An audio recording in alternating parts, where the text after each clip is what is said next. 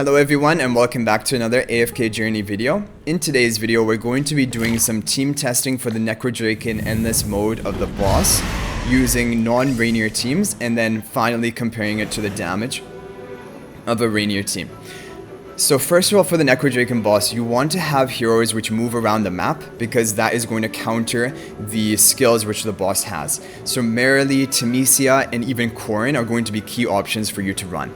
And this is the team which I have been running for maximum damage, which is almost like, other than Reinier, these are all heroes you should have access to. And I think what we're going to try first of all is we're just going to try Korin instead of Reinier and try this team. And I think we can just position everyone up towards the front. Yeah, I think this should be fine.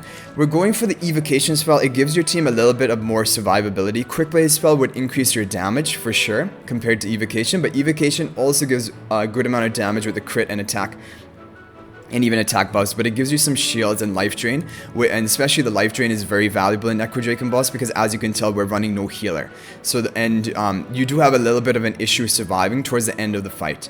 So I think this would be the dream team. In order for these heroes to be as effective as possible, Merrily, Korin, and Temesia should be Mythic Plus. That's when they get the bulk of their damage. Temesia can be run, if you just want to run her as a tanking hero without much damage contribution, she doesn't need to be Mythic Plus, but she will deal true damage with her dashes once she has Mythic Plus, so that is a key priority for you. Of course, Merrily and Korin should be at Mythic Plus for their damage. Thorin, you can have him at Mythic Plus, but really he doesn't need it for this boss. We're using him for the Soul Plunder effect to increase the damage the boss will receive by 17%, and we have Kruger for more defensive debuffs, or like debuff of the boss's defense to increase the damage of Merrily and Korin and even Temesia. So, and Temesia is going to shine the most at Supreme Plus because then her dashes will also reduce the physical defense of the boss by a slight amount. Kruger doesn't need to be Mythic Plus. It does give him the shield and some survivability, but really he is not the one who is going to be dying first. It's usually going to be either your damage dealers like Korin or maybe even Temesia. And you can experiment, like we'll do an evocation spell for the first test, but if that is if it seems like we're having no issue surviving, we can swap it to Quick Blade. But Necrodrakon is a very interesting boss because the mechanics are so different from other bosses, and that is why Temesia is really going to be your key hero that you're running here. Okay, yeah, we're having survivability issues, so I think evocation spell is definitely going to be the artifact you want to equip. Already Korin went down, and this is kind of the reason why Korin isn't the best here, but still, we're going to be getting off a decent amount of damage. Merrily is still alive, and almost 32 billion damage with this team, and let's take a look at what ranking that is going to get us. Rank number 3. Okay, so yeah, so Korin hardly did much damage compared to Merrily because he died earlier, and he kept getting caught up in the black, like, you know, the skill of the boss, which will reduce the damage that your heroes are able to deal. Either way, if we take a look at even rank number 1, who is highly level, like he's probably 50 levels above all of our heroes, so level 550, 35 billion damage almost. Gideon got 32, just slightly higher than us, and we're rank 3, and in district ranking rank 5, and this was already on our first test with no Reinier. So, and a funny thing was, Wooster was just messaging me, he's my guildmate, and I didn't know, but he, up until now, he still doesn't have a Reinier at Mythic Plus, and he's always competed, and always usually in the top 10 of the Dream Realm, but that is because his levels are higher, so he has spent, of course, so that his levels are higher compared to other people, and even we have, so that's why our levels are higher, and we're able to still get off a lot of damage. But again, Reinier at Mythic Plus is not so necessary for you to still perform pretty well in the different bosses. I want to try maybe Korin, but before we do that, let's try a different team. Coco will not do so well here because if a hero is standing in place, they're going to be affected by the boss's skills and they'll have reduced energy regeneration, so their ultimate casts are not going to be so effective. Like, you wouldn't be getting off many of them. So I think the first version of a team that I want to try could be, what could it be?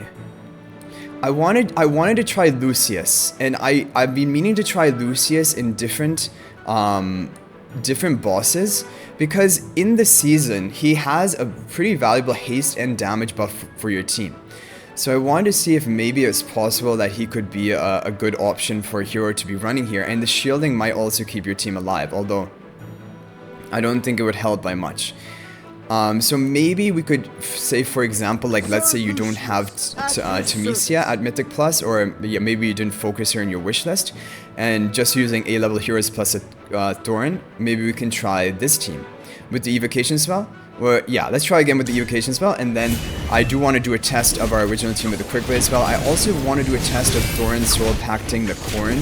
Maybe that would allow Corrin to survive a little bit longer, because Marilee doesn't have an issue surviving because she's in the back. She's away from that boss's skill of the black tar on the ground, and either way, if she gets hit, she starts jumping around and dodges it. But Corrin is really caught up there. So Lucius, he has a shield, he protects your team, he gives you the haste buff after 10 seconds of the battle, and after 40 seconds of the battle he gives you the damage buff as long as all of your team are alive. And I think that damage buff is going to remain even after if one or a couple of your teammates die. I think the damage buff is going to be permanent. So already Corrin seems like he's surviving better, but then 2 people just wiped, including the Lucius. Corrin is still alive though, but then they all get wiped here. So, I mean, yeah, this is not as good as the Temesia team. Maybe with some RNG you would be able to survive that final attack and maybe even out-damage that, but 30.5 billion damage, Corrin did a lot more because he was protected and survived for most of the fight. So, yeah, that is a very good option as well. I would not recommend OD and Necrodrakon boss. If you don't have Marilee or Corrin both at Mythic Plus and, like, then you can't run them, then you can try OD as a single damage dealer or even Cecia. But the issue with them is their stationary damage dealers are not going to be your best option, and their damage is going to be quite reduced in this boss fight. So another option we can try is maybe a 4 Lightbearer plus Kruger and forget about Thorin. I don't think this is going to be as good because the Thorin buff of Soul Plunder is going to be pretty valuable. But maybe this is an option that you can consider. Let's take a look. Where is Temesia? Yeah, maybe this is an option that you can consider. Let's see how well it will do. You'll get a nice factional bonus of 18% having 4 of the same faction. But even with the Reinier team, you also get that bonus of 4 of the same faction. So we just have to remember that so far the best team was the first team we tried with the Thorin. And I do think that is still going to be better than even this team. But I do think Lucius is a very viable option in the new season as a tank who also protects your team with the shields and gives you the haste and damage buff, which is a valuable buff. We'll need to try Quick Blade spell with the original team. That's what we'll try to do as our next test. So far everyone is live, Lucius goes down, so his shields are going to run out. Our damage is quite a bit lower at this point, and if the boss wipes out our entire team, then... Oh no! 30... We got a new record! We got a new record with this team, very similar to the other team, with Lucius and no Thorin. That is insane. That is insane. Like, even Lucius is outperforming Thorin in this team, so even if you don't have the Thorin, you can try Lucius. Although my Lucius is Supreme Plus, so he has some healing. His main thing is his ultimate, which is his shielding, which he doesn't even need Mythic Plus for that. Like, even at Legendary Plus, he would have most of his skills unlocked. His Mythic Plus and beyond is for self-shielding and healing, which would make him more effective, but not necessarily by a huge amount. So I want to try the Quick Blade spell, maybe with this team. Really, what I've noticed is that for endless boss modes, because you're, I mean, I don't know. Thorin and Reinier should still be really good, but the debuffs that Kruger provides ramps up your damage by so much. So definitely, I don't think you should ever be replacing Kruger on this team. I think Kruger is necessary to have. He's a great hero to tank the front line. He has survivability in his kit. He deals pretty decent damage, and he will ramp up the damage of your Marilee and Thorin more than Thorin. So definitely very important to have. Okay, Marilee's still alive. Very good with the Quick Blade spell. That was what we wanted to see. Can we get away without the evocation spell? But then Marilee dies towards the end. So I think that definitely for safety, evocation spell is the better option. It did very well for us. We just want to do one final test with the Thorin team with Quickblade. Maybe that would be a bit better, because with the Quickblade, with the Thorin team, it seemed like there wasn't as much of survivability issues other than on the Corrin. So I'm going to try this as our final team with Thorin here. And even here, we don't get a great faction bonus. We still get a 10% bonus of our stats. It was 18% with the 4 Lightbearer. So... And you can even run things like Lighttail Spell. A lot of people used to run that in the Necrodrakon boss, but because we're trying to see maximum damage, I just want to check this final one, and then we will jump over to doing the Reinier team and see, because our highest damage so far without Reinier has been 32 billion. Let's see if we can get more than that with the Reinier team. Quickblade should still give decent survivability because we have the defenses of the Quickblade artifact. Like over 40% physical and magical defense, but you're lacking the healing, you're lacking the shielding, and like life drain. If Merrily can survive, no, Merrily gets wiped. Yeah, so we're gonna have to. Evocation Spell is gonna be your best option. If Merrily cannot survive that attack from the boss over there, your damage is going to be way too reduced. So better off to just be running Evocation Spell. So I think for Necrodrakon, as of right now, Evocation Spell is the best option. So with that being said, we're now going to try what I believe to be the all-time best team if you have all options available, which is going to be, honestly, I'm thinking even just Reinier, and... The world needs balance. Like, why not this team? And forget about Thorin. Because the problem is, if we're running Thorin and Reinier both, then we don't have room for Corrin as a damage dealer. And then I don't think it will be as good as this team. So I'm gonna first of all try this team. If this team doesn't do very well at all, then we will try with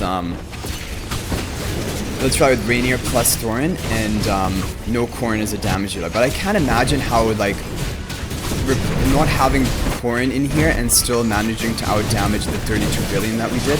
I think it would be very difficult. So I think we will have to run like this double debuffer comp of Reinier plus Kruger, and then Timisi as the tank, and no Thorin, because there's not really room for him. So I opted to give the attack buff to Corrin because I don't know, but I for some reason thought that his shields might scale on his own attack.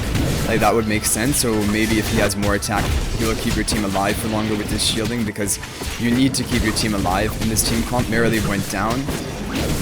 We're gonna get probably a bit more than 32 billion, but doesn't look like much, honestly.